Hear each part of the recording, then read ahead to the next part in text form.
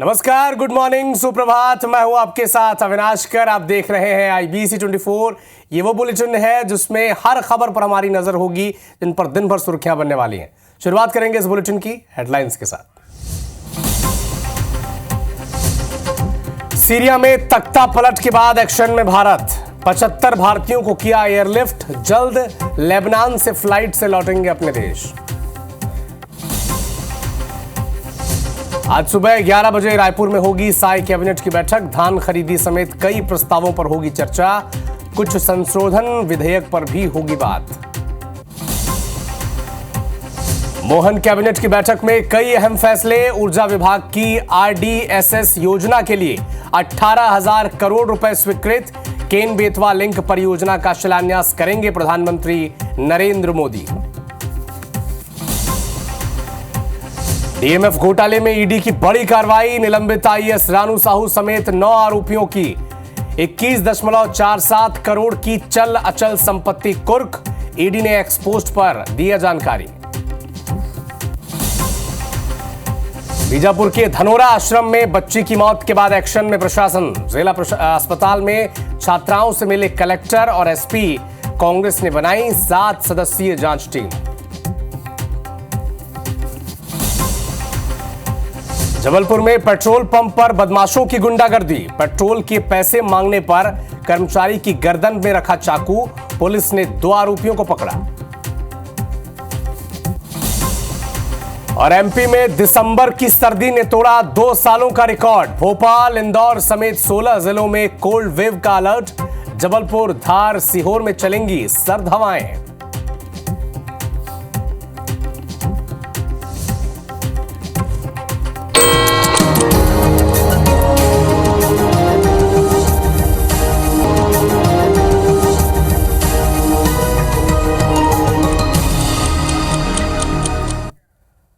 और अब बात करेंगे सुबह 7 बजे की 7 बड़ी खबरों पर।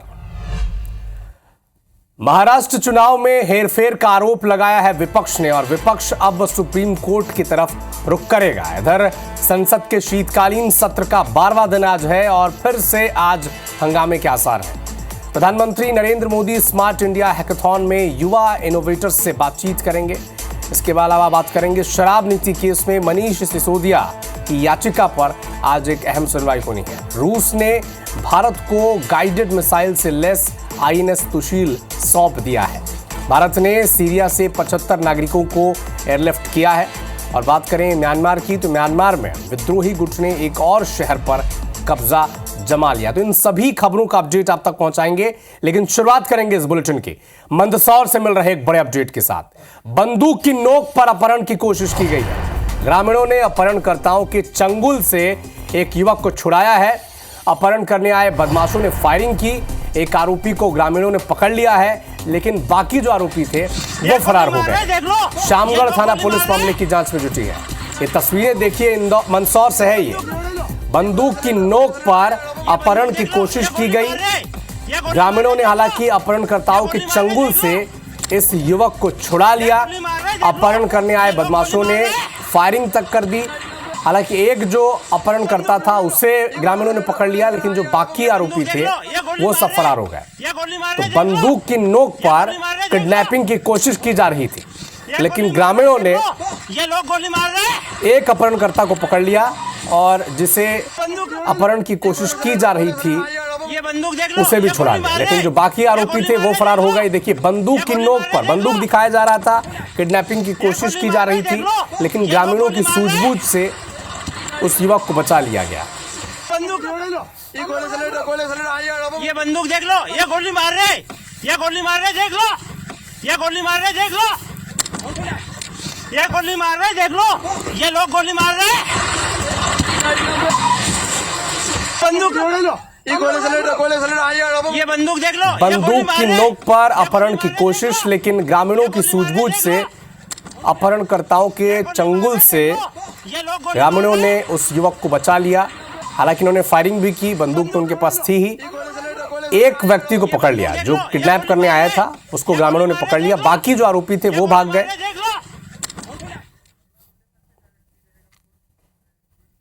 अब देखिए, इस पूरे मसले पर कांग्रेस पार्टी का एक्सपोस्ट भी सामने आ चुका है। मंदसौर किडनैपिंग केस पर यह जो ट्वीट आप देख रहे हैं, कांग्रेस का एक्सपोस्ट है।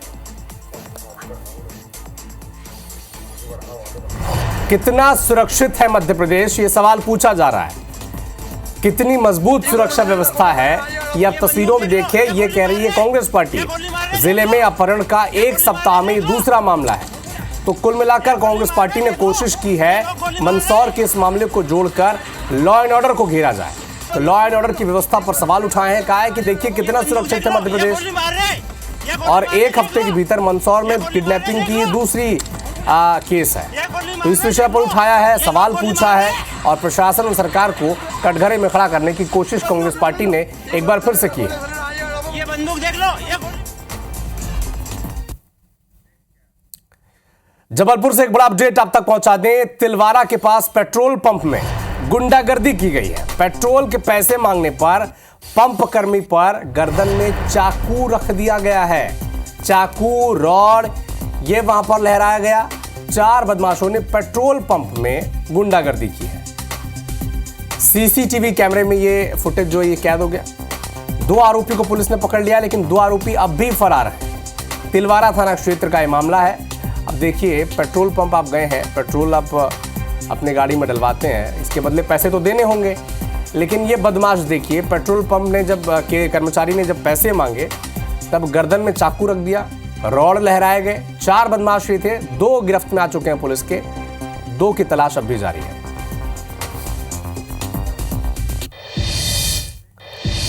छत्तीसगढ़ के बीजापुर से एक बड़ा अपडेट आप तक पहुंचा दें। धनोरा आश्रम में बच्ची की मौत के मामले में जिला प्रशासन ने 5 सदस्यीय जांच दल का गठन कर दिया है। एसडीएम की अध्यक्षता में जांच दल बनाई गई है। आज जिला प्रशासन को जांच रिपोर्ट सौंपी जानी है। कलेक्टर और एसपी पहुंच रहे हैं जिला अस्पताल और छात्राओं से स्वास्थ्य संबंधी जानकारी ली। लेकिन एसडीएम की अध्यक्षता में अब कमेटी का गठन किया गया है। कलेक्टर, एसपी खुद पहुंचे जिला अस्पताल, और जो बच्चे हैं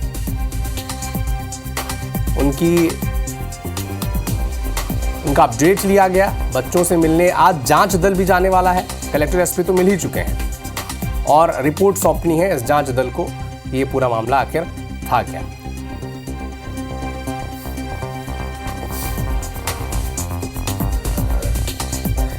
तो कांग्रेस की 7 सदस्यीय जांच दल अब लगातार गठित की गई है कांग्रेस की तरफ से भी, और आज अस्पताल में जांच दल मिलने जा रहा है। मृतक छात्रा के परिवारजनों से भी कांग्रेस की जो टीम है वो मुलाकात करेगी और पूरी कोशिश रहेगी कि कैसे जो प्रभावित पक्ष हैं उनके साथ कांग्रेस पार्टी खड़ी दिखे। इधर प्रशासन ने भी जांच टीम गठित की है और वो रिपोर्ट सौंपेगी जिला प्रशासन को।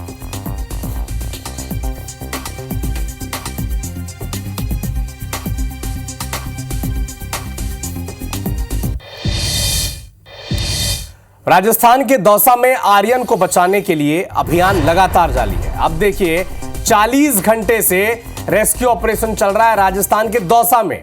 5 साल का ये बच्चा था, अपनी मां के सामने ही बोरवेल के गड्ढे में जा गिरा और लगातार उसे बाहर निकालने के लिए रेस्क्यू ऑपरेशन जारी है। 5 साल का आर्यन है, राजस्थान की दौसा की तस्वीरें हैं। पिछले 40 घंटे से न सिर्फ जिला प्रशासन, आसपास के पुलिस और प्रशासन की टीम, एसडीआरएफ, एनडीआरएफ की टीम वहां पर लगी हुई है। खुदाई हो रही है, सुरंग बनाई जा रही है।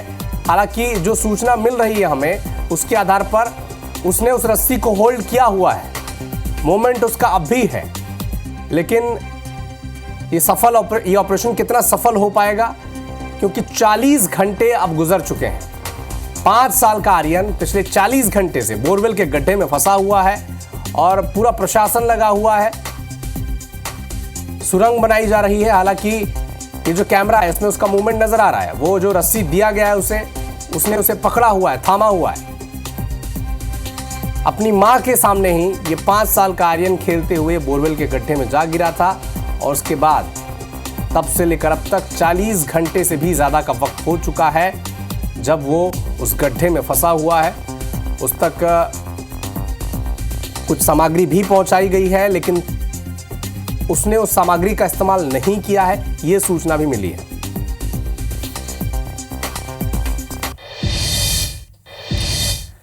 कुएं में 2 सांभर गिर गए। उमरिया का यह मामला है जहां पर उन्हें बाहर निकालने के लिए अब रेस्क्यू ऑपरेशन चलाया गया। बांधवगढ़ टाइगर रिजर्व में रेस्क्यू ऑपरेशन किया गया। उमरिया के सुखदास गांव के पास रेस्क्यू किया गया और विभाग की टीम ने सांभर को बचा लिया। 2 सांभर थे, ये कुएं में जा गिरे और इनका रेस्क्यू किया गया है। ये तस्वीरें देखिए, ये उमरिया के बांधवगढ़ टाइगर रिजर्व के आसपास का मामला है जहां पर एक गांव के कुएं में 2 सांभर गिर गए। हालांकि वन विभाग की टीम ने रेस्क्यू ऑपरेशन चलाकर इन्हें बचा लिया।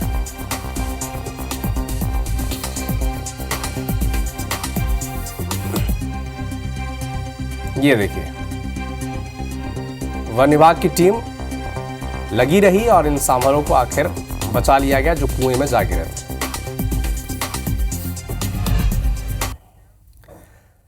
कुछ अंतर्राष्ट्रीय खबरों से भी आपको अपडेट करा दें। सीरिया में तख्ता पलट के बाद भारत अब एक्शन मोड पे है। 75 भारतीय नागरिकों को एयरलिफ्ट किया गया है। सीरिया से 75 भारतीय सुरक्षित निकाले गए हैं। 75 भारतीय नागरिक सुरक्षित लेबनान पहुंच चुके हैं और लेबनान से बहुत ही जल्द ये भारत पहुंच जाएंगे। लेबनान से फ्लाइट्स के जरिए इन सभी भारतीयों को भारत पहुंचा दिया जाएगा। सीरिया की स्थिति को देखकर लोगों ने मदद की गुहार लगाई थी। विदेश लाने की सरकार से गुहार थी। इसके वीडियो भी वायरल हुए थे और भारत सरकार तो लगातार ऐसे मामलों में एक्टिव रही है। और एक बार फिर से इसका जो उदाहरण है देखने को मिला है कि 75 जो भारतीय फंसे हुए थे सीरिया में, लगभग वहाँ पर स्थिति ऐसी है कि विद्रोहियों ने कब्जा कर लिया है बड़े शहरों पर और बाकी के जो पड़ोसी देश हैं उन्होंने भी सीरिया पर हमला कर दिया है। वहाँ के राष्ट्रपति भाग गए हैं, वहाँ से रूस में शरण ली है उन्होंने। तो स्थिति बड़ी खराब है सीरिया में और वहाँ जो मौजूद भारतीय थे उन्होंने गुहार लगाई कि उन्हें सुरक्षित वहाँ से बाहर निकाला जाए, क्योंकि हिंसा की स्थिति वहाँ पर बन रही थी। तो भारत सरकार ने, विदेश मंत्रालय ने उन्हें पहले सीरिया से लेबनान शिफ्ट किया और अब लेबनान से फ्लाइट के जरिए अब वो भारत किसी भी वक्त पहुंच सकता है।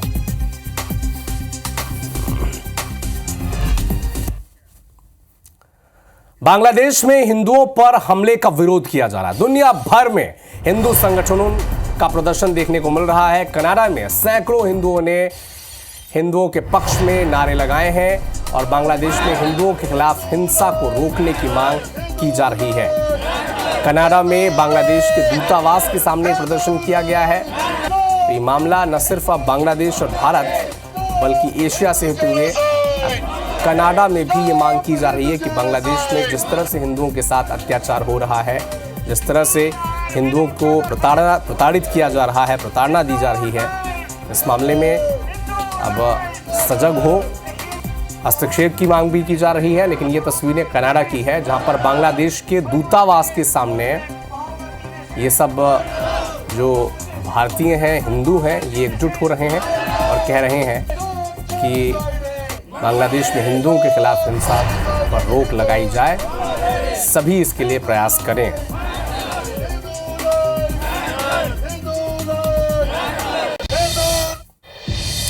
भारतीय सीमा में बांग्लादेशी नाव जब्त कर ली गई है। मछुआरों समेत मछली पकड़ने वाली नाव जब्त की गई है। भारतीय नौसेना ने ये कार्रवाई की है। तो भारतीय समुद्री सीमा में ये मछली पकड़ रहे थे, लेकिन इस नाव को अब जब्त किया है भारतीय नौसेना ने।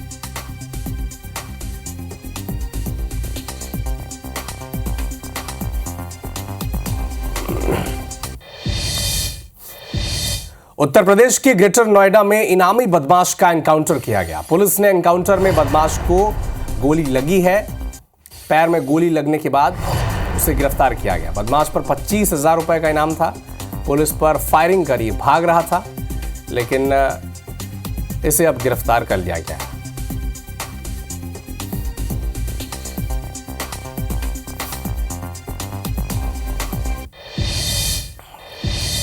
दिल्ली में नारकोटिक्स कंट्रोल ब्यूरो की बड़ी कार्रवाई देखने को मिली है। चांदनी चौक के 3 ठिकानों पर दबिश दी गई है।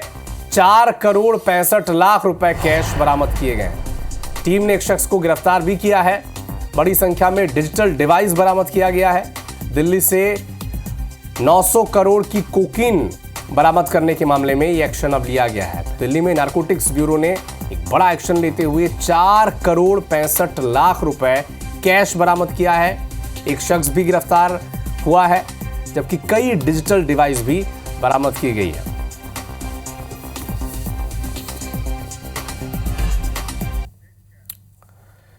दिल्ली से एक बड़ा अपडेट आप तक पहुंचा दें। इलाहाबाद हाईकोर्ट के जज शेखर कुमार के भाषण के मामले में अब जस्टिस के खिलाफ महाभियोग प्रस्ताव ला सकती है कांग्रेस पार्टी। कपिल सिब्बल और विवेक तन्खा ये राज्यसभा में महाभियोग प्रस्ताव लाएंगे। राज्यसभा सांसद विवेक तन्खा ने एक्सपोस्ट कर लिखा है कि जो भी इस संविधान का मजाक बनाएगा उसे हमारे गुस्से का सामना करना होगा। एक सिटिंग जज द्वारा संविधान को सार्वजनिक रूप से दूषित करना कतई स्वीकार नहीं है। विश्व हिंदू परिषद के कार्यक्रम में जस्टिस शेखर कुमार यादव ने एक भाषण दिया था। दरअसल यूसीसी लाने और देश को बहुसंख्यकों की इच्छा से चलाने पर उन्होंने बल दिया था। यह भी कहा था कि कठमुल्ला देश के लिए घातक है और उनसे सावधान रहना चाहिए। तो हाईकोर्ट के जज हैं शेखर कुमार। उनके विवादित भाषण के बाद अब कपिल सिब्बल और विवेक तन्खा इनके खिलाफ महाभियोग प्रस्ताव राज्यसभा में लाने जा रहे हैं, जिसका एक्सपोस्ट विवेक तन्खा ने किया है, जो इस वक्त आप स्क्रीन पर देख पा रहे हैं। विवादित वो भाषण था बहुसंख्यकों को लेकर और देश के प्रणाली को लेकर उन्होंने टिप्पणी की थी, जिस पर कड़ी आपत्ति कपिल सिब्बल और विवेक तन्खा ने जताई है। कुछ अंतर्राष्ट्रीय खबरों का अपडेट भी आप तक पहुंचा दें। रक्षा मंत्री राजनाथ सिंह रूस दौरे पर हैं और रूस के राष्ट्रपति पुतिन से उन्होंने मुलाकात की है। रूस के निवेशकों को न्योता भी दिया है।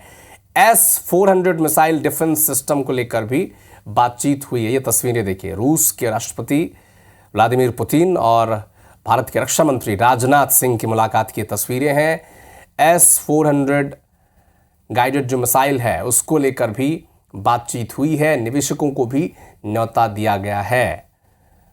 तो 3 दिवसीय दौरे पर रूस के पहुंचे हैं राजनाथ सिंह। तमाम लोगों से मुलाकात वो कर रहे हैं और आईएनएस तुशील भी अब शामिल हो चुका है हमारे ब्यूरो में।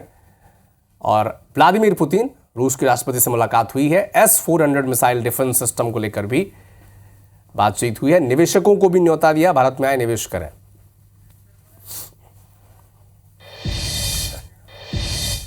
चलिए छत्तीसगढ़ लिए चलते हैं आपको। शीतकालीन सत्र से पहले साय कैबिनेट की महत्वपूर्ण बैठक आज होनी है। मंत्रालय में सुबह 11 बजे साय कैबिनेट की बैठक होगी। कुछ संशोधन विधेयक पर कैबिनेट में चर्चा होगी। धान खरीदी समेत कई प्रस्तावों पर भी बातचीत होगी। तो आज मंत्रालय में सुबह साय कैबिनेट की महत्वपूर्ण बैठक है, चूंकि शीतकालीन सत्र 16 तारीख से शुरू होने जा रहा है।